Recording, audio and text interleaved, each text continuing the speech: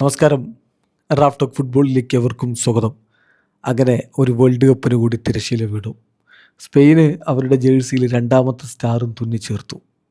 ബ്രസീലിൻ്റെ record ഇളക്കാനൊന്നും ഒരു അർജൻറ്റീനയും വളർന്നിട്ടില്ല എന്ന് തെളിയുകയും ചെയ്തു രാജാക്കന്മാർ ബ്രസീൽ തന്നെ. അതായത് ഈ വേൾഡ് കപ്പ് അർജൻറ്റീന വിജയിച്ചിരുന്നെങ്കിൽ ബ്രസീലും ഇറ്റലിയും നേരത്തെ ഉണ്ടാക്കിയിരുന്ന ഒരു റെക്കോർഡുണ്ട്. അതായത് ബാക്ക് ടു ബാക്ക് വേൾഡ് കപ്പുകൾ നേടിയതിൻ്റെ റെക്കോർഡ്. അതിനൊപ്പം എത്തുമായിരുന്നു അർജൻറ്റീന. അത് സംഭവിച്ചില്ല. ഫൈനലിൽ ഒരുപക്ഷെ ചരിത്രത്തിലെ ഏറ്റവും മോശം പ്രകടനമാണ് അർജൻറ്റീന നടത്തിയത്. 1958-ലും 1962-ലുമായിട്ട് 2 വേൾഡ് കപ്പ് കിരീടങ്ങളിലേക്ക് ബാക്ക് ടു ബാക്കായി പോയിക്കൊണ്ട് ബ്രസീലും ആ ഒരു റെക്കോർഡിനൊപ്പം എത്തി.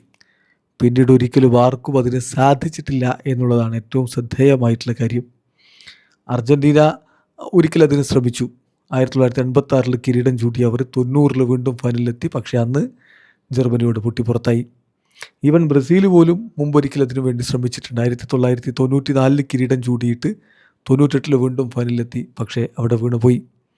ഇതാ അർജൻറ്റീന ഒരിക്കൽ കൂടി അതുപോലൊരു ശ്രമം നടത്തി വീണു പോകുന്നു. 2022 കിരീടം 2026 നിലനിർത്താൻ ശ്രമിച്ചു. ഫൈനലിൽ വീണുപോയി. ഏതായാലും ബ്രസീലും ഇറ്റലിയും അന്ന് കുറിച്ച റെക്കോർഡ് തകർക്കാൻ പിന്നെ ആർക്കും പറ്റിയിട്ടില്ല. ഇനി ടോട്ടൽ വേൾഡ് കപ്പുകളുടെ എണ്ണത്തിലോ ഇനിയും ബ്രസീൽ തന്നെ 1-ാം സ്ഥാനത്തങ്ങ് വിരാജിക്കും. ഈ വേൾഡ് കപ്പിന് മുമ്പ് എന്തായിരുന്നോ സ്റ്റാറ്റിസ്റ്റിക്സ് അങ്ങനെ തന്നെ. 5 വേൾഡ് കപ്പുകളുമായിട്ട് ബ്രസീൽ 1-ാമത്, 4 വേൾഡ് കപ്പുകളുമായിട്ട് ജർമ്മനിയും ഇറ്റലിയും 2-ാമത്. അർജൻറ്റീന ഈ വേൾഡ് കപ്പിന് മുമ്പുള്ള സ്ഥിതിയിൽ തന്നെ 3 വേൾഡ് കപ്പുകളുമായിട്ട് നിൽക്കുന്നു. ഫ്രാൻസ് 2 വേൾഡ് കപ്പുകൾ. ഒരു മാറ്റമുണ്ടാക്കിയത് സ്പെയിനാണ്. അവർക്ക് 1 വേൾഡ് കപ്പായിരുന്നു, അതിപ്പോൾ 2 വേൾഡ് കപ്പുകളായിട്ടുണ്ട്. ഉറുഗ്വായി നേരത്തെ 2 വേൾഡ് കപ്പ് നേടിയിട്ടുണ്ട്. ഇംഗ്ലണ്ട് 1 വേൾഡ് കപ്പ് നേടിയിട്ടില്ല എന്നുള്ള 1 വേൾഡ് കപ്പ് നേടി.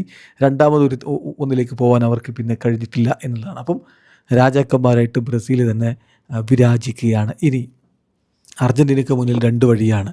ഒന്ന് ബ്രസീലിൻ്റെ വഴി, ഒന്ന് അവരുടെ സ്വന്തം വഴി. ബ്രസീലിൻ്റെ വഴി എന്ന് ഞാൻ പറഞ്ഞത് 1994 കിരീടം ചൂടിയ ബ്രസീൽ 1998 ഫൈനലിലെത്തി പരാജയപ്പെട്ടു.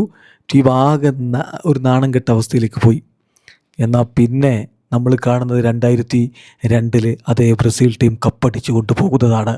ഈ പരാജയത്തിൻ്റെ പടുകുയിൽ നിന്ന് ഉയർത്തെഴുന്നേറ്റ് കിരീടം കൊണ്ടുപോയി. ആ വഴി വേണമെങ്കിൽ അർജൻറ്റീനയ്ക്ക് തിരഞ്ഞെടുക്കാം, അടുത്ത വേൾഡ് കപ്പിൽ വീണ്ടും കിരീടത്തിലേക്ക് പോകാൻ. അതല്ലെങ്കിൽ അർജൻറ്റീനയുടെ തന്നെ ഒരു വഴിയുണ്ട്. 1986 ഡിയേഗോ മറഡോണയുടെ മികവിൽ കപ്പടിച്ചു. വീണ്ടും 90 ഡിയേഗോ മറഡോണയുടെ മാത്രം മികവിൽ അവർ ഫൈനലിലേക്ക് എത്തി. അവിടെ പക്ഷേ അവർ ഫൈനലിൽ വീണുപോയി. പിന്നെ ഒരു കാത്തിരിപ്പാണ്. നീണ്ട 36 കൊല്ലം വേൾഡ് കപ്പ് എന്തെന്ന് പോലും അറിയാതെ പോയൊരു അർജൻറ്റീനയാണ് നമ്മൾ കണ്ടത്. അതിനുശേഷം പിന്നെ ലിയോ മെസ്സി കൊണ്ടുവന്നു ആ കിരീടത്തിലേക്ക് എത്താൻ. ഏതായാലും മെസ്സിയുടെ വേൾഡ് കപ്പിലെ പടിയിറക്കമാണ് ഇത് കണ്ടതെന്ന കാര്യത്തിൽ തർക്കമില്ല. ഇനി ആര് വരും അർജൻറ്റീനയുടെ രക്ഷകനായിട്ട്? ഡിയേഗോ മറഡോണയ്ക്ക് ശേഷം ലിയോ മെസ്സി, മെസ്സിക്ക് ശേഷം ഇനി ആര്? വീഡിയോ അവസാനിക്കുന്ന ഫുട്ബോൾ ലോകത്തെ കൂടുതൽ വിശേഷങ്ങളുമായി റാഫ് ടോക്സ് വീണ്ടും എത്താം.